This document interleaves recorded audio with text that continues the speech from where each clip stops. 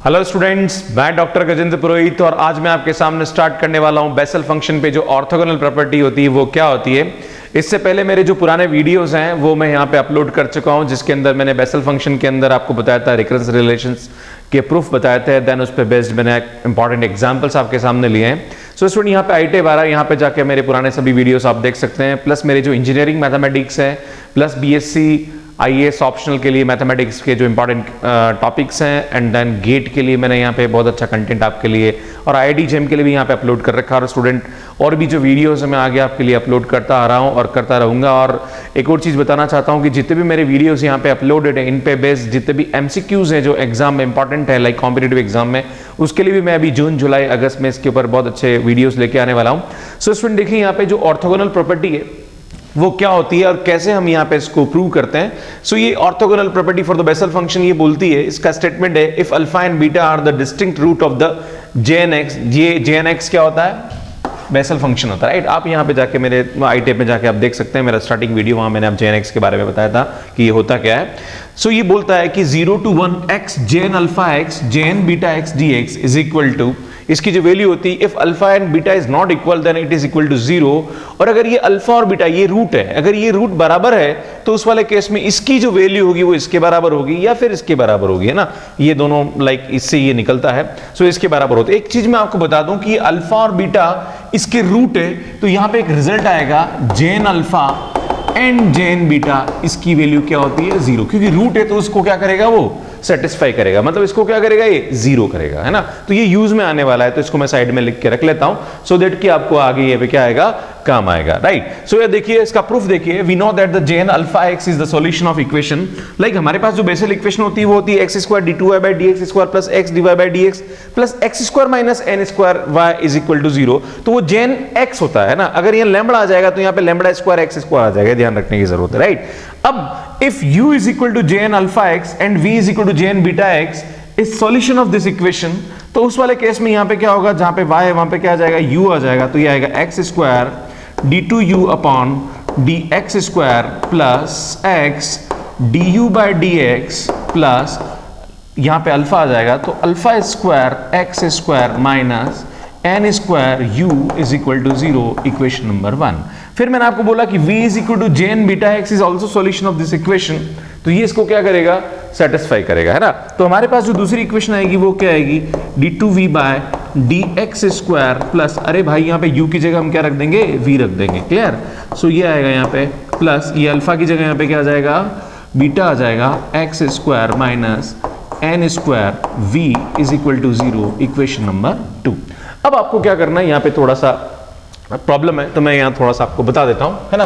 आप क्या करेंगे, जो इक्वेशन नंबर 1 है इसको v बाय x से मल्टीप्लाई करेंगे और जो इक्वेशन नंबर 2 है उसको u बाय y से मल्टीप्लाई करके क्या करेंगे, माइनस करेंगे ना। ये थोड़ा सा प्रूफ है, जो प्रूफ का आपको थोड़ा ध्यान रखना पड़ेगा कि आपको यहाँ पे करना क्या है। सो मैं इसको v बाय x से मल्टीप्लाई करूंगा और जो सेकंड इक्वेशन है उसको क्या करूंगा मैं यहाँ पे सॉरी v बाय x और u बाय x, दोनों x करना है, यहाँ पे y तो है ही नहीं है ना, y वेरिएबल ही नहीं है ना। सो हम क्या करेंगे, देखिए जो फर्स्ट इक्वेशन है इसको मैं v बाय x से मल्टीप्लाई करता हूँ, तो स्टूडेंट ये आएगा v by x into x square d2u by dx square plus x du by dx plus alpha square x square minus n square u, है ना, और माइनस फिर हम क्या कर रहे हैं, अब हम बात कर रहे हैं यहाँ पे किससे मल्टीप्लाई कर रहे हैं, u बाय x है, तो ये आएगा x square d2v bye d है, ये सेकंड इक्वेशन है। सेकंड इक्वेशन को हम किससे मल्टीप्लाई कर रहे हैं और दोनों को माइनस कर रहे हैं ना, plus x dv by dx plus यहाँ पे आएगा beta square x square minus n square v is equal to 0। बोलो सही है, हमने क्या करा, फर्स्ट को v बाय x से मल्टीप्लाई किया, सेकंड को u बाय x से मल्टीप्लाई करके माइनस कर दिया, राइट। अब ये अंदर की तरफ जाएगा, तो स्टूडेंट जैसे अंदर की तरफ जाएगा तो ये x क्या होगा, कैंसिल होगा, तो यहाँ पे x बचेगा, सिर्फ क्या बचेगा, सिर्फ x बचेगा। तो ये जो टर्म है ये इससे मल्टीप्लाई होगी, तो ये आएगी v d2u by dx square minus एक ये टर्म भी आएगी, देखो यहाँ भी x तो x कॉमन आ रहा, तो मैं दोनों को मर्ज करके लिख रहा हूँ, यहाँ पे ध्यान दीजिएगा, है ना, मैंने इसको मर्ज करके लिखा है, क्लियर।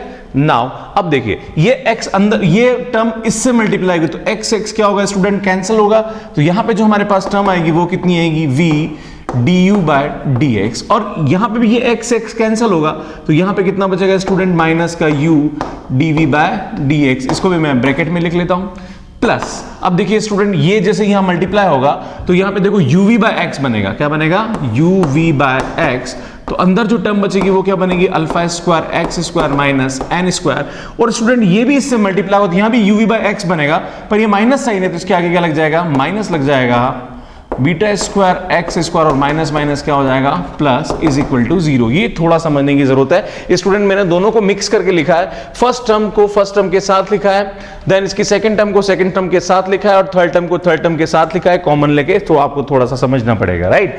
अब हम क्या करेंगे यहाँ पे थोड़ा सा आपको समझने की जरूरत है, ये जो दोनों टर्म है इन दोनों टर्म को मैं मर्ज करके लिखूंगा, है ना। तो मैं यहाँ पे क्या करने वाला हूं, ध्यान दीजिए, मैं यहाँ लिखूंगा d by d x of x, then ये आएगा आपके पास v du by d x minus u dv by d x, है ना।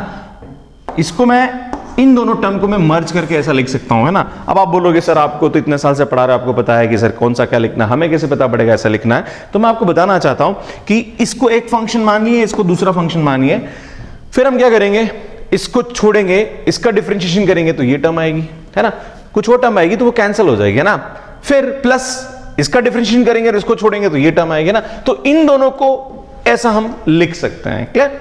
नाउ प्लस, अब यहां पे क्या होगा, ये एन स्क्वायर से ये एन स्क्वायर क्या हुआ कैंसिल हुआ, और स्टूडेंट यहां पे एक्स स्क्वायर कॉमन आएगा तो ये एक एक्स भी कैंसिल कर देता हूं, तो ये आएगा alpha square minus beta square और यहां आ जाएगा uv x is equal to 0, right. अब हम क्या करते हैं स्टूडेंट, मैं उसको उस साइड में ले लेता हूं, तो मैं इस टर्म को उधर लेके जाता हूं, तो यहां पे आएगा alpha square minus beta square into uv x is equal to minus का d by d x of क्या आएगा यहाँ पे x v du by d x minus u dv by d x bracket बंद, है ना। इस तरह से हम इसको लिख सकते हैं। देन हम क्या करेंगे, मैं सबसे पहले alpha square minus beta square को डिवाइड करता हूं और मैं इसको इंटीग्रेट, क्योंकि हमें यहाँ पे इंटीग्रेशन चाहिए 0 to 1, है ना, तो मैं लिखूंगा यहाँ पे integrate between, integrate with respect to x between 0 to 1, है ना। तो मैं लिमिट 0 to 1 लूंगा और दोनों साइड में इसका क्या करूंगा इंटीग्रेशन करूंगा, तो स्टूडेंट मेरे पास यहाँ पे थोड़ा सा नहीं है तो मैं एक बार इसको हटा देता हूँ, है ना, और यहाँ पे मैं इसको लिख देता हूँ। सो देखिए हम क्या करेंगे, सो ये जो टर्म आएगी आपके पास ये क्या आएगी, देखिए यहाँ पे जैसे हम इसको इंटीग्रेट करेंगे तो हमारे पास जो टर्म आएगी वो क्या आएगी student, alpha square minus beta square, ये हो जाएगा 0 से 1 और ये आएगा uv x, और हम x के रेस्पेक्ट इंटीग्रेशन कर रहे हैं, और स्टूडेंट यहाँ पे भी ऐसा ही आएगा, now 0 to 1 d by d x of कितना आएगा, देखिए यहाँ पे x v du by d x minus u dv by d x, है ना। हम इसको स्मॉल ब्रैकेट में लिख देते हैं एंड देन यहाँ पे ये dx हो जाएगा, देन इसका जो इंटीग्रेशन होगा वो 0 to 1 के बीच में होगा, क्लियर है। नाउ अब क्या करते हैं स्टूडेंट, ये इंटीग्रेशन से ये क्या हो जाएगा, डिफरेंशिएशन कैंसिल हो जाएगा, और यहाँ पे मैं इसको इस तरह से लिखता हूँ 0 से 1 uv, मैं u और v की वैल्यू रख देता हूँ। तो स्टूडेंट मैंने आपको बता दिया, जब मैंने स्टार्ट में बताया था कि u इज इक्वल टू क्या होता है jn अल्फा x होता है, और v हमारे पास क्या होता है, लाइक v हमारे पास क्या होता है jn बीटा x होता है, तो जहां पर भी u है वहां पे jn अल्फा x रख देता हूं, तो स्टूडेंट ये आएगा, मैं x को पहले लिख देता हूं, सो x jn alpha x into jn beta x बटा इसकी जगह jn अल्फा x रखा, इसकी जगह jn बीटा x रखा dx, और इस alpha square minus beta square को डिवाइड किया, और यहाँ पे देखो इंटीग्रेशन से कैंसिल हो जाएगा, तो मैं एक काम करता हूँ माइनस तो बाहर देता हूँ, नीचे आएगा alpha square minus beta square, और स्टूडेंट इंटीग्रेशन से डिफरेंशिएशन कैंसिल हो गया, सो यहाँ पे आएगा ये v du by d x minus u dv by d x, और लिमिट आ जाएगी 0 to 1। कोई प्रॉब्लम यहाँ पे।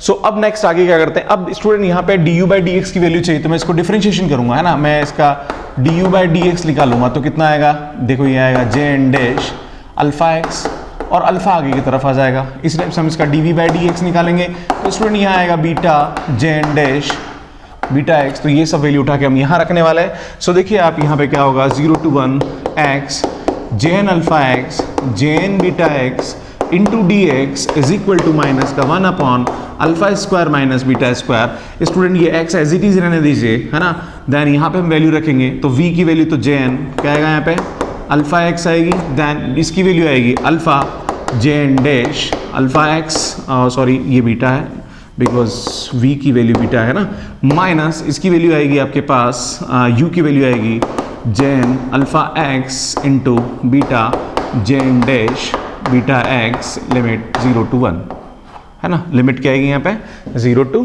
1 आएगा ना। तो एक्चुअली मैं इसको थोड़ा सा ऐसे लिख देता हूँ, कोई तकलीफ यहाँ पे है ना। नाउ अब इसकी हम लिमिट पुट करेंगे है ना। तो देखिए आप यहाँ पे 0 to 1 x Jn alpha x Jn beta x into D x student minus का 1 upon alpha square minus beta square, और यहाँ लिमिट रखेंगे। सबसे पहले हम 1 रखेंगे, जैसे ही 1 रखेंगे तो ये क्या हो जाएगा, यहाँ 1 रखेंगे तो 1 हो जाएगा जे एन बीटा, और ये अल्फा मैं थोड़ा आगे लिख देता हूँ सो दैट ठीक रहेगा यहाँ पे है ना, और J n dash alpha minus यहाँ पे ये बीटा आगे लिख देता हूँ, और ये आएगा J N alpha J n dash beta, right है ना। मैंने इसको ऐसा लिख दिया। अब स्टूडेंट देखिए यहाँ पे जब 0 रखेंगे तो जैसे 0 रखेंगे तो पूरी टर्म क्या हो जाएगी 0 हो जाएगी। अब हमारे पास जो प्रूफ था ऑर्थोगोनल प्रॉपर्टी का, एक तो alpha is not equal to beta और एक alpha is equal to beta, और मैंने आपको स्टार्टिंग बताया था कि जो अल्फा और बीटा है वो क्या था, अल्फा गिवन था, क्या गिवन था, alpha and beta are roots of Jn x है ना, बताया था मैंने। और मैंने आपको बोला था दैट इज अगर ऐसा है तो जेन अल्फा एंड जेन बीटा दोनों की वैल्यू क्या होगी 0 होगी, ठीक है, क्या होगी 0 होगी। ये ध्यान देने की जरूरत है। अब यहां पे फर्स्ट केस को हम डिस्कस करते हैं स्टूडेंट। सो फर्स्ट केस हमारे पास क्या होगा, सो फर्स्ट केस देखिए आप लोग यहां पे केस फर्स्ट।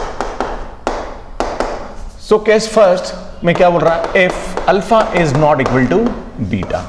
अगर alpha is not equal to beta है तो स्टूडेंट क्या होगा 0 to 1 X J N alpha X J N beta x into D x is equal to student ये आएगा नीचे 1 upon alpha square minus beta square. पर हमने यहां बता रखा कि जे एन अल्फा और जे एन बीटा दोनों क्या 0 है, मतलब ये भी 0 है और ये भी क्या है 0 है। तो जैसे ये 0 रखेंगे तो यहां से ऊपर वैल्यू क्या आ जाएगी 0 minus 0 that is equal to 0। So जैसे ही alpha is not equal to beta होता है तब इसकी वैल्यू किसके बराबर होती है 0 के बराबर होती है। अब बात आती है कि जब अल्फा बीटा के बराबर है तो उस वाले केस में हमारा जो प्रूफ है वो अलग आता है। तो मैं आपको थोड़ा सा बताता हूं कि कैसे हम इसको यहां पे प्रूव करेंगे। सो स्टूडेंट यहां पे हम नेक्स्ट सेकंड केस डिस्कस करेंगे कि if alpha is equal to beta, that is case second, if alpha is equal to beta. जैसे हम alpha is equal to beta रखेंगे तो वैसे मैं आपको बता दूं स्टूडेंट ये हमारे पास क्या होता है, इक्वेशन होती है, ध्यान देने की जरूरत है। अब मैंने आपको बताया था कि ये जेन एक्स और जेन अल्फा और जेन बीटा दोनों क्या 0 है, मतलब ये भी 0 और ये भी 0, तो ऊपर तो 0 बन गया। और स्टूडेंट अल्फा और बीटा दोनों बराबर है तो अल्फा स्क्वायर माइनस बीटा की जगह भी हम अल्फा रख देंगे तो alpha square minus alpha square नीचे भी क्या बन जाएगा 0 बन जाएगा।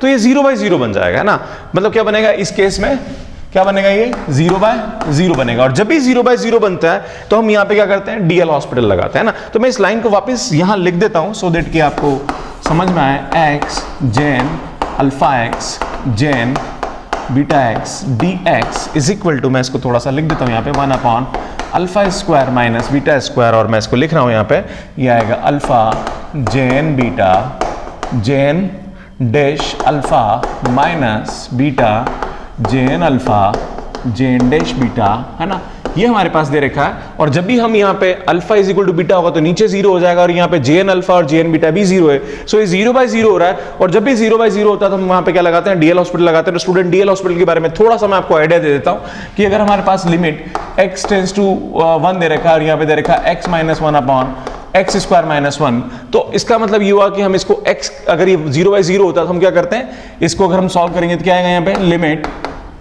x टेंड्स टू 1, इसको डिफरेंशिएट करेंगे x के रिस्पेक्ट में तो यहाँ पे आएगा 1 और नीचे आएगा 2x और फिर x की जगह 1 रखते तो यहाँ से इसका आंसर कितना आता है 1/2। तो ये थोड़ा ध्यान देने की जरूरत है। तो अभी यहाँ पे alpha is equal to beta है तो हम यहाँ पे क्या करेंगे लिमिट लेंगे है ना। तो मैं इसका लिमिट लूंगा limit alpha tends to beta. हम बोल रहे हैं कि भैया ठीक है अल्फा बीटा के बराबर है, इसका मतलब अल्फा किस पे जा रहा है बीटा पे जा रहा है। अब ध्यान देने की जरूरत है कि अल्फा बीटा पे जा रहा है तो चेंज कौन हो रहा है? अल्फा चेंज हो रहा है, बीटा चेंज नहीं हो रहा। बीटा तो कांस्टेंट है, बीटा कांस्टेंट है, इसका मतलब यहां पे क्या होगा, अगर ये बीटा कांस्टेंट है तो जेन बीटा की वैल्यू क्या होगी? 0 होगी। ये ध्यान देने की जरूरत है, अल्फा चेंज हो रहा है, बीटा चेंज नहीं हो रहा है। बीटा चेंज नहीं हो रहा है, इसका मतलब जेन बीटा की वैल्यू क्या होगी? 0 होगी। और जेन बीटा की वैल्यू 0 होगी, इसका मतलब ये क्या हो जाएगा हमारे पास? 0 होगा। और स्टूडेंट हमारा ये अल्फा चेंज हो रहा है, तो यहां पे डीएल हॉस्पिटल में अल्फा के रेस्पेक्ट में डिफरेंशिएशन होगा। ध्यान देने की जरूरत है, किसके रेस्पेक्ट में डिफरेंशिएशन होगा? अल्फा के रेस्पेक्ट में, है ना। तो यहां पे देखिए आप क्या करेंगे, है ना। तो सबसे पहले तो मैं आपको बता दूं, जेन बीटा को हम क्या कर देंगे? 0 पुट कर देंगे, तो ये हमारा पूरा क्या हो जाएगा? 0 हो जाएगा। बचेगा सिर्फ हमारे पास ये, और ये हम अल्फा के रेस्पेक्ट में कर रहे हैं। लाइक यहां पे मैंने x की लिमिट लग रही थी, तो x के रेस्पेक्ट में डिफरेंशिएशन किया, तो यहां पे अल्फा चेंज हो रहा है, तो हम अल्फा के रेस्पेक्ट में डिफरेंशिएशन करेंगे।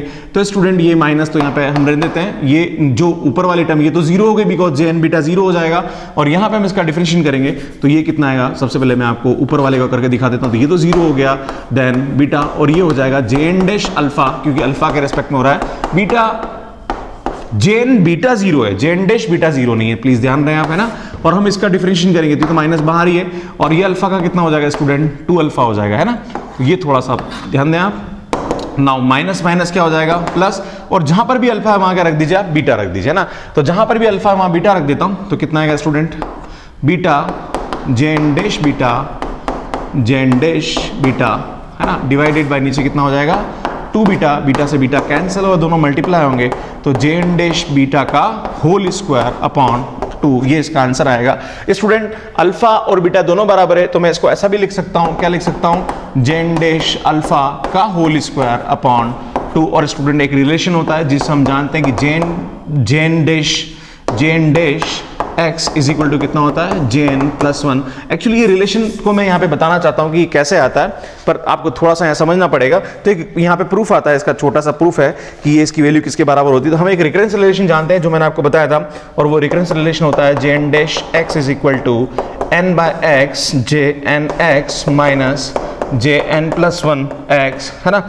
हम क्या करेंगे, यहाँ पे जहाँ पर x है वहाँ अल्फा रखेंगे, तो Jn dash alpha is equal to n by X J N alpha minus J N plus 1 alpha, है ना। तो ये वैल्यू आएगी यहाँ पे इसकी। अब हम यहाँ पे क्या करेंगे, इसकी वैल्यू रखेंगे, तो हम जानते हैं जे एन अल्फा किसके बराबर होता है? 0 के बराबर होता है। तो ये हमारे पास क्या हो जाएगा? 0 हो जाएगा। तो यहाँ पे आएगा J n dash alpha is equal to minus का जे एन प्लस 1 एक्स आएगा। तो स्टूडेंट यहाँ पे जो जे एन डैश अल्फा है, इसकी जो हम ये लिख सकते हैं, क्या लिख सकते हैं? माइनस का ये, और ये माइनस है तो स्क्वायर होके क्या हो जाएगा? प्लस हो जाएगा। तो इसकी वैल्यू आएगी जे एन प्लस 1 अल्फा का होल स्क्वायर अपॉन 2। तो इस तरह से हम इसको क्या करते हैं?